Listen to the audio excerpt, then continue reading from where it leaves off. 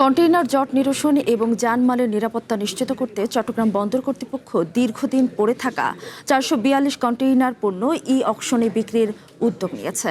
নিলামযোগ্য পণ্যের মধ্যে রয়েছে বিভিন্ন ধরনের কেমিক্যাল, যন্ত্রপাতি, প্লাস্টিক ও স্ক্র্যাপ, টেস্ট ফ্রিজার, পাইপ, কাপড়, সোলার মডিউল, লবণ, কাগজ, টাইলস, গৃহস্থালী পণ্য এবং পুরানো খালি কন্টেইনার।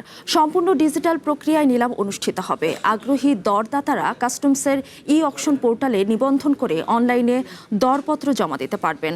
আগামী 16 ও 20 সেপ্টেম্বর যথাক্রমে প্রথম এবং দ্বিতীয় অকশনের দরপত্র বাক্স খোলা হবে। এ উদ্যোগ বন্দরের সক্ষমতা বাড়ার পাশাপাশি জাতীয় সম্পদের কার্যকর ব্যবস্থাপনা নিশ্চিত করতে পারবে বলে জানিয়েছে জাতীয় রাজস্ব বোর্ড।